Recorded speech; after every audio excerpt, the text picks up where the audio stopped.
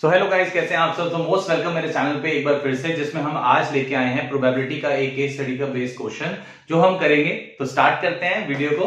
देखिए, दो फ्रेंड्स हैं ए और B. They both are looking for a teaching job opportunity. Due to कोविड-19 they could not get job in any school. कोविड-19 की वजह से उनको स्कूल में जॉब नहीं मिल रही थी। दोनों ने ही डिसाइड किया था कि वो जॉब के लिए अप्लाई करें और फाइनल राउंड के लिए कंपनी में वो सिलेक्ट हो जाएं। ठीक है। अब ए की सिलेक्शन की जो प्रोबेबिलिटी है वो 1/3 है और बी की सिलेक्शन की प्रोबेबिलिटी 1/2 है। ठीक है। तो अगर मैं बात करूं प्रोबेबिलिटी ऑफ ए कि ए जो है सिलेक्ट हो गया वो 1/3 होगा। ठीक है।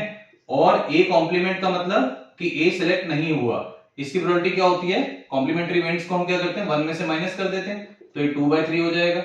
ठीक है। नेक्स्ट, प्रोबेबिलिटी ऑफ बी कि बी सिलेक्ट हुआ, उसकी प्रोबेबिलिटी 1/2 है और बी कॉम्प्लीमेंट का मतलब 1 में से इसको भी माइनस किया जाएगा, तो ये 1/2 आ जाएगा। ठीक है। तो ये डेटा वो है जो गिवन है। ठीक है। अब देखो निकालना क्या है, find the probability that at most one of them is selected. कि वो कह रहा है देखो एटमोस्ट का मतलब मैक्सिमम, कि मैक्सिमम, देखो एटमोस्ट का मतलब होता है मैक्सिमम यानी कि ज्यादा से ज्यादा, और एटलीस्ट का मतलब होता है कम से कम। ठीक है। तो अब यहां पे क्या बोल रहा है, वो प्रोबेबिलिटी निकालो कि मैक्सिमम 1% सेलेक्ट होगा। तो या तो एक भी सिलेक्ट नहीं होगा, या ए सिलेक्ट होगा, या फिर बी सिलेक्ट होगा। तो 3 केसेस बनेंगे। ठीक है। तो पहले पार्ट का आंसर क्या होगा, देखो बच्चों, जो हमें कैलकुलेट करना है उसका आंसर क्या है कि प्रोबेबिलिटी ऑफ ए, अगर ए सिलेक्ट हो गया तो उस टाइम पे बी सिलेक्ट नहीं होगा। ठीक है, क्लियर? वो इसमें लिखा हुआ है ना, one of them is selected. फिर जिस टाइम पे बी सिलेक्ट हो जाएगा उस टाइम पे ए सिलेक्ट नहीं होगा। ठीक है।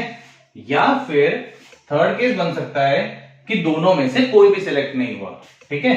तो probability of A complement, probability of B complement. So अब इनकी वैल्यूज पुट कर देने हैं।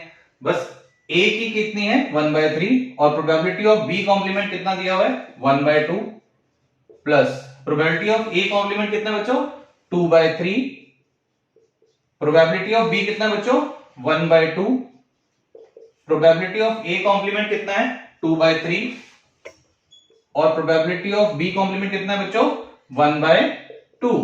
सो ये कितना हो गया 1/6, 2/6 और 2/6, तो 2, 4, 5। तो आंसर विल बी 5/6। है ना बहुत इजी। तो ए पार्ट आप नोट करिए, उसके बाद हम सेकंड पार्ट करते हैं। ठीक है, ए पार्ट नोट करिए। सो अब हम बच्चों प्रोसीड करते हैं अपने सेकंड पार्ट पे, बी पार्ट पे। वो कहता है कि find the probability that both of them is selected. दोनों के दोनों ही सिलेक्ट हो गए। ठीक है। सो इट मींस वो पूछ रहा है ए भी सिलेक्ट हो गया और बी भी सिलेक्ट हो गया। तो प्रोबेबिलिटी ऑफ ए कितना बच्चों 1/3 और प्रोबेबिलिटी ऑफ बी कितना बच्चों 1/2। So your answer will be 1/6। So first part का आंसर क्या आया था हमारा 5/6, सेकंड पार्ट का आंसर क्या आया 1/6। तो नोट करिए, फिर हम सी पार्ट करते हैं। सो नेक्स्ट बच्चों हम प्रोसीड कर रहे हैं सी पार्ट पे। देखिए सी पार्ट क्या कहता है, सी पार्ट कहता है बच्चों एटलीस्ट। एटलीस्ट का मतलब कम से कम 1% तो सिलेक्ट होगा ही होगा। तो या तो एक भी सिलेक्ट हो सकता है या फिर दोनों ही सिलेक्ट हो सकते हैं।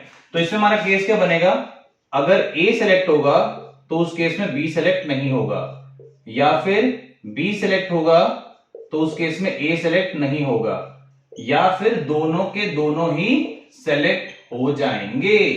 ठीक है। तो प्रोबेबिलिटी ऑफ ए कितना आएगा बच्चों 1/3, प्रोबेबिलिटी ऑफ बी कॉम्प्लीमेंट कितना आएगा बच्चों 1/2, प्रोबेबिलिटी ऑफ ए कॉम्प्लीमेंट कितना आएगा बच्चों 2/3, प्रोबेबिलिटी ऑफ बी कितना आएगा 1/2, प्रोबेबिलिटी ऑफ ए कितना है 1/3 और प्रोबेबिलिटी ऑफ बी कितना है 1/2। ठीक है। तो ये कितना आया 1/6, 2/6 plus 1/6, 2, 3, 4। So 4/6, answer will be 2/3। सो इस तरीके से हमारे तीनों पार्ट्स हो जाते हैं। तो ये था इस केस स्टडी का सॉल्यूशन। आई होप आपको वीडियो अच्छा लगा हो। तो वीडियो अच्छा लगा हो तो इस वीडियो को लाइक करें, मेरे चैनल को सब्सक्राइब करें और वीडियो को ज्यादा से ज्यादा शेयर करें, क्योंकि अब इस तरीके की लगातार वीडियोस आती रहेंगी, क्योंकि आपके बोर्ड्स आने वाले हैं। फिर मिलेंगे नेक्स्ट वीडियो में, तब तक बाय बाय।